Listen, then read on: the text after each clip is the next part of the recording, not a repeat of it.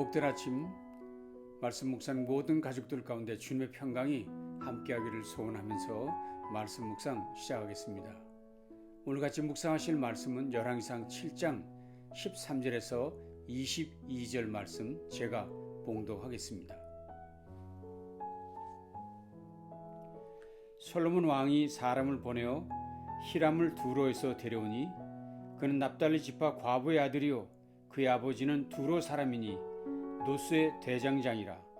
이 히람은 모든 논일에 지혜와 총명과 재능을 구비한 자이더니 솔로몬 왕에게 와서 그 모든 공사를 하니라. 그가 놋기둥 둘을 만들었으니 그 높이는 각각 18규빗이라. 각각 12규빗 되는 줄을 둘을 만하며 또 놋을 녹여 부어서 기둥머리를 만들어 기둥 꼭대기에 두었으니 한쪽 머리의 높이도 5규빗이요 다른 쪽 머리의 높이도 5규빗이며 기둥 꼭대기에 있는 머리를 위하여 바둑판 모양으로 얽은 그물과 사슬 모양으로 따은 것을 만들었으니 이 머리에 7이요 저 머리에 7이라. 기둥을 이렇게 만들었고 또 2줄 석류를 한 그물 위에 둘러 만들어서 기둥 꼭대기에 있는 머리에 두르게 하였고 다른 기둥 머리에도 그렇게 하였으며 주랑 기둥 꼭대기에 있는 머리에 4규빗은 백합화 모양으로 만들었으며 이 두 기둥 머리에 있는 그물 곧 그 머리에 공같이 둥근 곳으로 돌아가며 각기 석류 200개가 줄을 지었더라. 이 두 기둥을 성전의 주랑 앞에 세우되 오른쪽 기둥을 세우고 그 이름을 야긴이라 하고 왼쪽의 기둥을 세우고 그 이름을 보아스라 하였으며 그 두 기둥 꼭대기에는 백합화 형상이 있더라.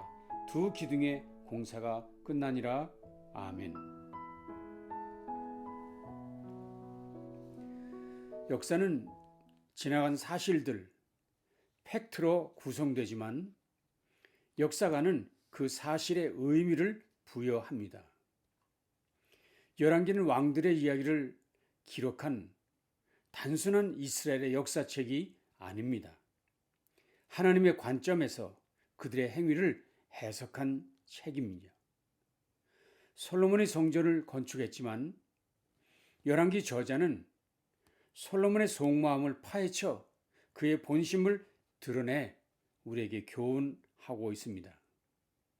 오늘 본문은 솔로몬의 성전 건축 내용 중 성전 입구에 세울 2개의 기둥과 성전 내부의 비품 제작에 관한 말씀입니다. 그런데 전후 문맥이나 사건의 배열에 있어서 특별한 점이 발견되고 있습니다.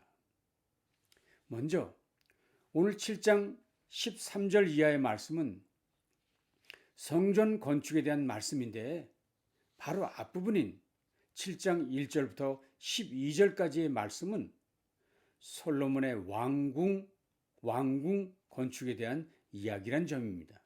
1절과 2절을 보시겠습니다. 솔로몬이 자기의 왕궁을 13년 동안 건축하여 그 전부를 준공하니라. 그가 레바논 나무로 왕궁을 지었으니 길이가 100규빗이요 너비가 50규빗이요 높이가 30규빗이라. 백향목 기둥이 4줄이요 기둥 위에 백향목 들모가 있으며. 다시 말하면 자기 왕궁을 13년 동안 지었다는 것입니다. 그러니 앞부분에서는 자신의 왕궁 건축 이야기, 그리고 뒷부분 13절부터는 성전 건축 이야기로서 앞, 뒤 전혀 다른 내용이 이어져 등장하고 있다는 것을 발견할 수 있다는 것입니다. 마치 하나님을 위한 성전 건축과 자신을 위한 왕궁 건축의 이야기를 대조시키는 듯 하다는 것입니다. 특별히 자신을 위한 솔로몬 궁은 13년 동안이나 지었고 하나님을 위한 성전은 7년이 소요되었다고 열왕기 저자는 서술함으로 솔로몬의 속마음을 보여줬다고 볼 수 있습니다. 솔로몬의 왕궁 규모는 성전의 17배가 되었다고 합니다. 물론 성전이 왕궁만큼 커야 할 이유는 없지만 솔로몬의 왕궁 건축에 문제가 있다는 것을 열왕기 저자는 이렇게 빗대어 지적하고 있는 것입니다. 이 구절을 한번 보십시오. 7장 8절입니다. 솔로몬이 거처할 왕궁은 그 주랑 뒤 다른 뜰에 있으니 그 양식이 동일하며 솔로몬이 또 그가 장가든 바로의 딸을 위하여 집을 지었는데 이 주랑과 같더라. 무슨 이야기인가요? 솔로몬의 많은 아내들을 위해 왕궁을 그렇게 지었다. 그렇게 크게, 그렇게 오래 지었다는 것입니다. 특별히 그 궁정이 수풀궁이라 불려질 정도로 수많은 백향목을 사용했다고 열왕기 저자는 지적하고 있습니다. 열왕기의 저자는 이스라엘과 유다의 모든 역사를 다 바라본 사람입니다. 그런 그가 두 나라의 왕들의 역사를 되돌아보면서 유다의 멸망의 시발점이 바로 이때부터였다는 점을 지적하려는 것을 우리는 알아챌 수 있습니다. 유다의 멸망의 시초는 바로 이 부분이었다는 것을 강조하고 있다는 것입니다. 자, 본문을 좀 더 자세히 들여다보면 이런 저자의 의도를 확실히 발견할 수 있습니다. 성전 건축 이야기는 5장, 6장에 걸쳐 건축에 대한 자세한 이야기를 언급하고 드디어 7년의 공사 후 마무리가 됩니다. 그래서 6장 마지막 부분은 이렇게 되어 있습니다. 11째 해에 불월 곧 8째 달에 그 설계와 식양대로 성전 건축이 다 끝났으니 솔로몬이 7년 동안 성전을 건축하였더라.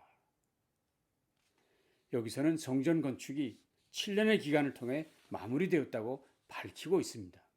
그러니 7년간의 성전 공사가 마친 후 또다시 13년간의 왕궁 건축이 또 있었다는 것이며 그 성전과 왕궁 사이에 두 기둥을 세우고 성전 내부의 비품들이 마무리되어 드디어 성전 복원식을 하게 되었다고 8장은 이야기를 하고 있습니다.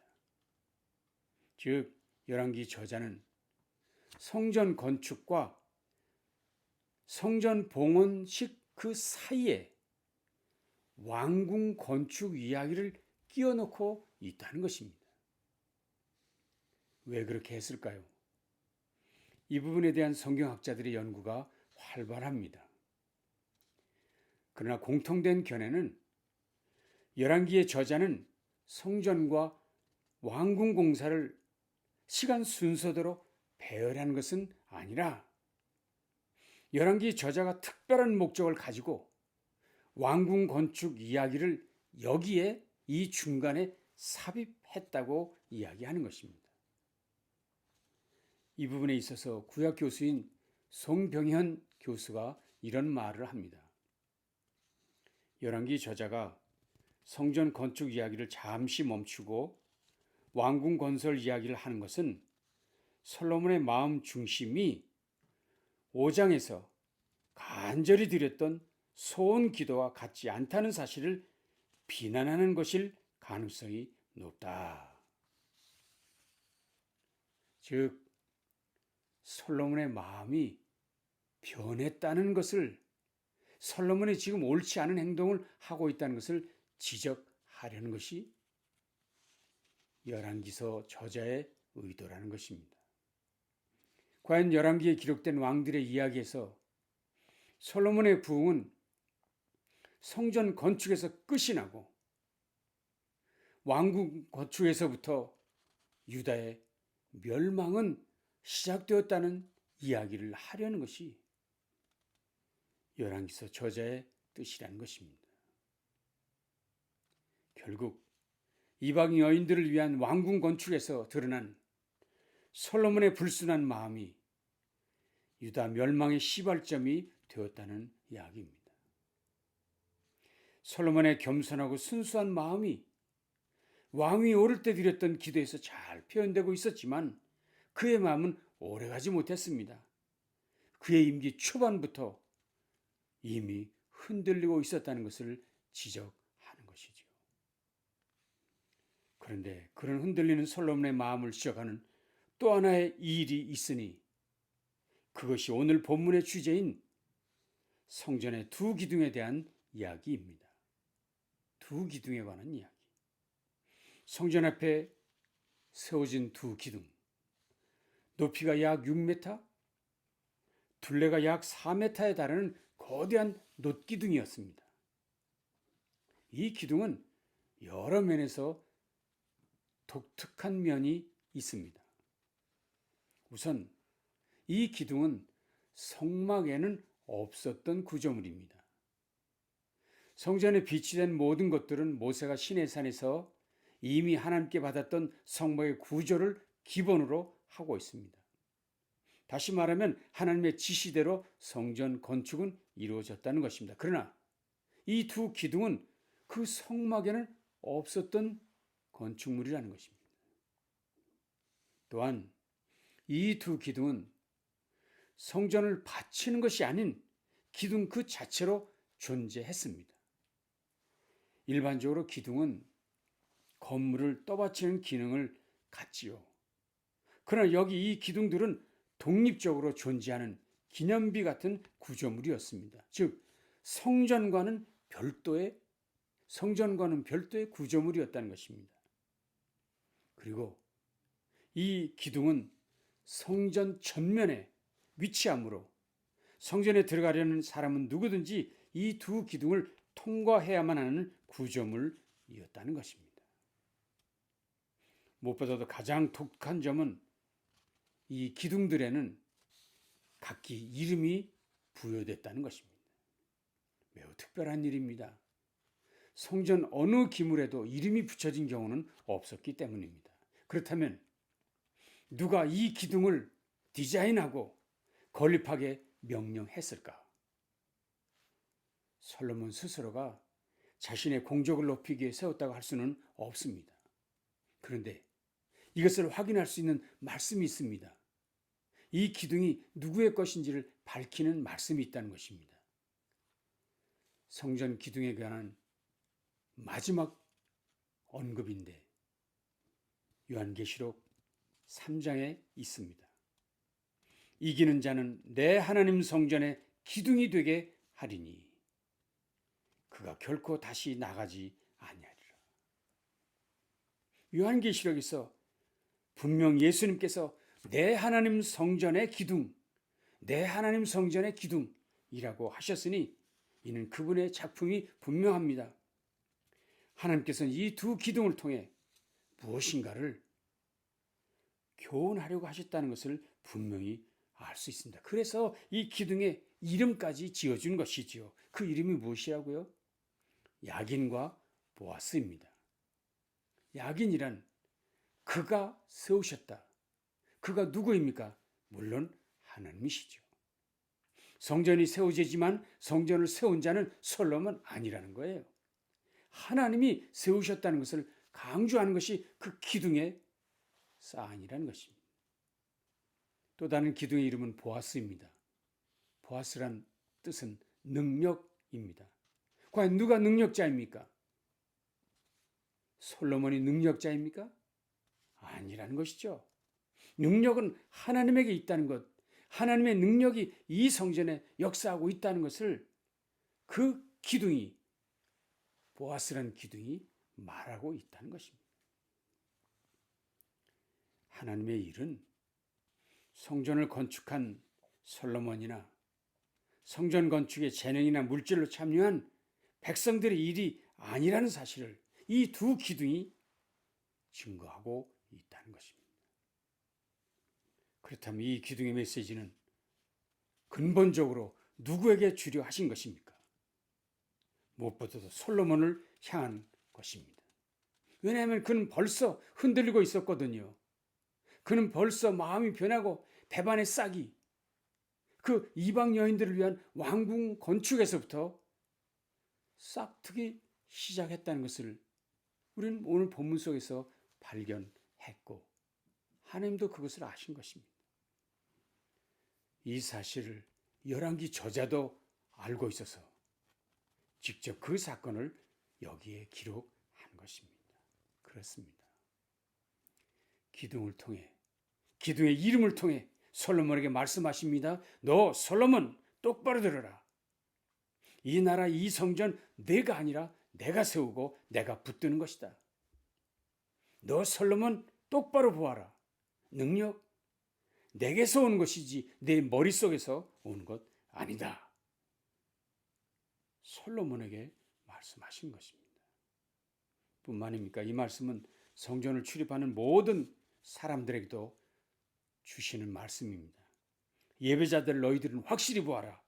나라를 세우는 자는 저 솔로몬 왕이 아니라 전능하신 하나님, 전능자 나 여호와이니라. 이 성전에서 높임을 받을 자, 이 성전에서 예배를 받을 자는 오직 나 여호와 하나님이라 말씀하신 것입니다. 본문을 자세히 보십시오. 이 기둥은 분명히 성전보다 앞에 위치해 있었습니다. 성전 이전에 따로 서 있었습니다. 비록 기둥의 모습이 황금으로 뒤덮인 성전과 비교될 수 없는 놋기둥이었지만 그 두 기둥은 성전 앞에 우뚝 서서 하나님을 선포하고 있었습니다. 예수님이 말씀하셨습니다. 내가 너희에게 이르노니 성전보다 더 큰 이가 여기 있느니라. 성전보다 더 큰 이가 여기 있느니라. 솔로몬의 성전보다 더 크신 분 하나님이시며 예수 그리스도이십니다. 그래서 예수께서 이 땅에 오신 이후 세상 어디에도 이런 성전은 존재하지 않게 되었습니다. 왜 그렇습니다? 왜 그렇습니까?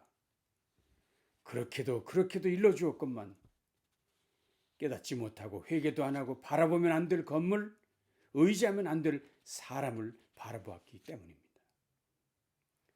이제 임마누엘 되신 예수님, 성전보다 더 크신 그리스도께서 친히 우리의 성전이 되셨습니다.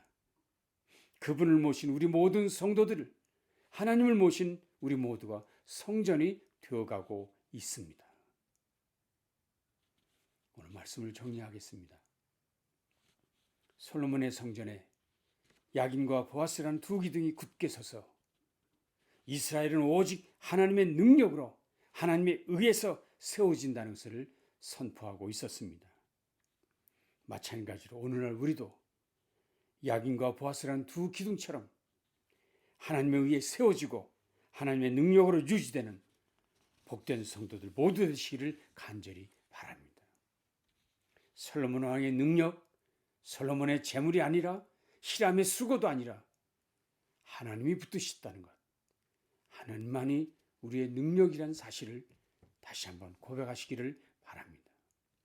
우리 예배를 받으실 분은 오직 한 분뿐이십니다. 이제 성전을 이루어가는 우리 모두 이 두 가지 고백을 다시 한번 분명히 하십시다. 야긴 보아스, 야긴 보아스. 나를 붙드시는 분, 능력의 하나님 그분, 오직 그분만을 바라보며 사모하며 나아가십시다. 기도하겠습니다. 주님 감사합니다. 오늘 우리에게 귀한 말씀으로 우리를 힘있게 하시니 감사합니다. 우리를 세우시는 분, 우리를 능력 있게 하시는 분은 오직 하나님인 것을 확신하고 하나님만 바라보며 믿음으로 나아가는 우리 모두 되도록 도와주시옵소서. 예수님 귀하신 이름으로 간절히 기도합니다. 아멘. 남은 날도 승리하시기 바랍니다.